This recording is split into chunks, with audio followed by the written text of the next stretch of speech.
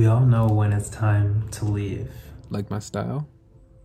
Hit the subscribe button so you don't miss any future videos. Deep in your heart or soul, when you know it's time to go, to depart. It can be from a job, from a relationship, a friendship, from an opportunity even. But there is a feeling that eventually comes, inevitably, deep down, starts somewhat faint. Maybe it's even a noise or an itch, something you need to tend to before it grows and grows and grows and becomes eventually an unstoppable urge. I felt it. You can't ignore it forever. We can try, but it will eat at you, as it does all of us when we try to avoid something that must come to pass. Consider a job that undervalues you and underpays you. How long can you sustain your attendance there, your service there? How long can you remain in a relationship that feels unfulfilled or that takes more than it gives? How long can you stay around in an environment that doesn't nurture you, that ultimately leaves you feeling used or unfulfilled? There's a lot of things that we do that don't necessarily benefit us, probably for the sake of comfort or routine, stability. But long term, if we're thinking more about our health, our sanity, even our wellness, we have to consider that maybe leaving some things behind isn't the worst idea. And in continuation, that perhaps that's a very natural thing. You know, as we seek new experiences and chances to grow and expand, we must drop certain things that cling to us. As the tree blooms, it sheds dead leaves.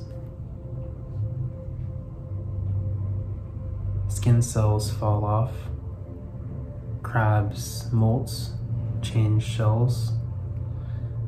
It's just the natural process of life, leaving something behind. And you don't always know what's ahead. It's not like you leave with a sense of pure confidence and surety that everything's gonna work out, because it's not always that way. It's not always so smooth. Sometimes it feels more trepidatious and precarious to venture out into the unknown. But if you do it with your best interests in heart and mind, then at least you can do it knowing that you are considering your being, which should ultimately come first if you do want to provide and contribute to this world.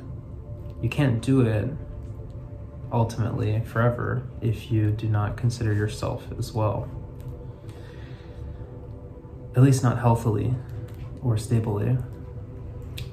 So that's something you got to keep in mind. There's a lot of exploitative characters and organizations that would love to take and to use you in their vision to grow something for them, but how does that help you? Maybe for some time you will have mutual interests. For example, in a relationship, if you're lonely, that other person does provide some sense of comfort and companionship. But where's the cross between desperation and true necessity? And same thing with a job. We get fixated on this idea that I must retain stability and I can't leave until I have another opportunity lined up. How do you think things happen? You know? If we don't jump, even when we're not secured something, assured something, how are we going to move at all? Life gives us periods of stagnation, and sometimes it's up to us to make the first move, to take the first step, to initiate, else change won't happen. Maybe we aren't going to be left with the better end of the stick either. But if we think about the long term, a small sacrifice might yield a great reward if we're patient enough. And I think ultimately we have to be, because life in many ways is not instant gratification. Even though we try to make efforts to attain that, it never really happens. You know, what is instant maybe lasts a few hours or a few days or a few weeks. But there's really no such thing, because that sense of completion only comes in the long term, when we've had time to work and we've had time to grind and to lose and to overcome and to eventually attain what is it that we want, which usually we discover after we have those trials and those initial problems.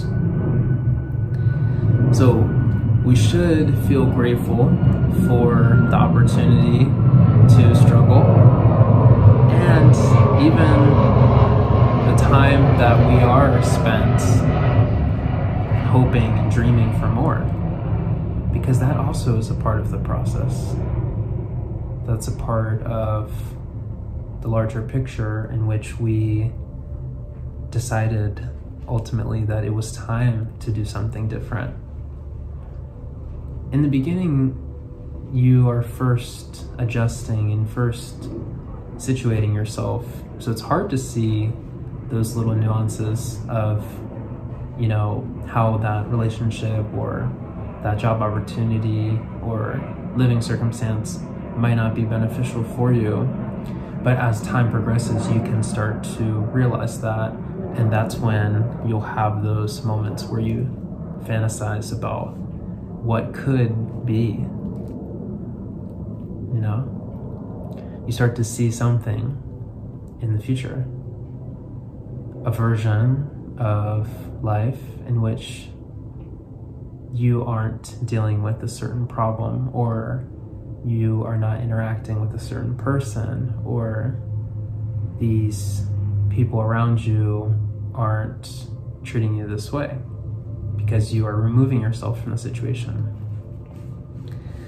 So by default, the human response is to stay stable, as I've mentioned, and to stay complacent, because complacency does pay. We are kind of adapted to a sedentary lifestyle in which we are minimizing our efforts to explore and to seek new possibilities. So if comfort exists, even if danger or bad influences persist, we will often choose to not grow. But alternatively, we can choose, and it's always up to us, to put ourselves in a position to realize and actualize that dream that we had, that things could improve. And when we're on the path, it's going to be challenging, it's going to be difficult. Our sense of security will be dismantled and disrupted. We will be tested in more of a faithful sense, where we are given the tools to persevere, but we must find the willpower and the trust in everything that, and especially ourselves, that we will make it through. So when you're presented that opportunity, I hope you'll always choose the latter.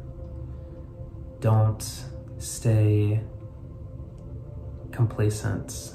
Don't stay complicit with how things are.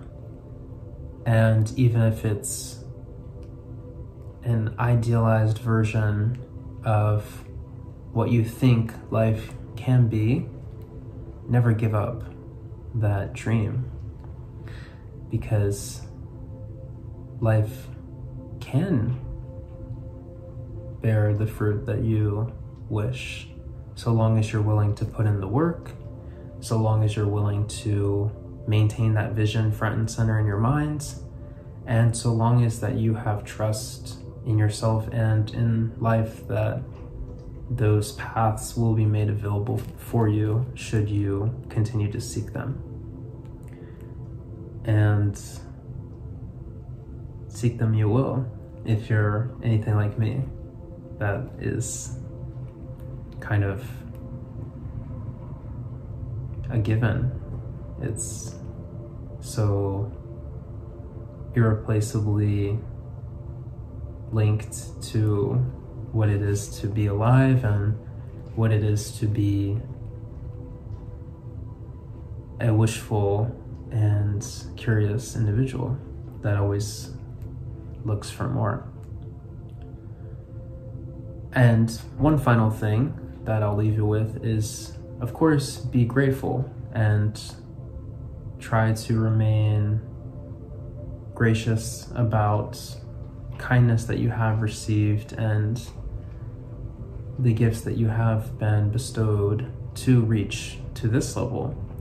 Because this version now, if you think about it, is ultimately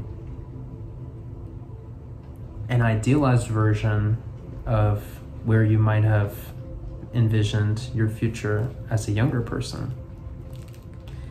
And perhaps not in all cases, because if you are dissatisfied with the present moment, then obviously that's not, necessarily the situation. But in most circumstances, you are probably stronger, you are more wise, you are probably better off in terms of your living circumstances, you are probably more experienced professionally and in terms of your skill set, and you're probably overall a better human, meaning more grateful, more aware, more understanding and compassionate of other people. At least I imagine you are if you were watching this video, because you probably wouldn't have been interested otherwise.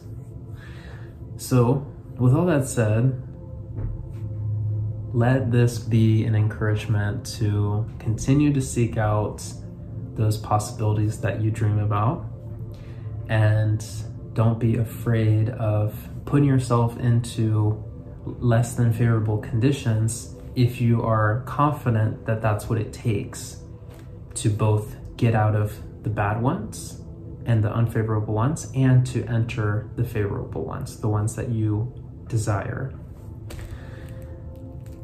And you'd be surprised at what will come, what has already come, because you're already better off. And you'll continue to be. I believe that. So if you've made it to this point in the video, I appreciate it. This is good vibes today. And I wish you a fantastic rest of your day, wherever you are. And until the next one, peace.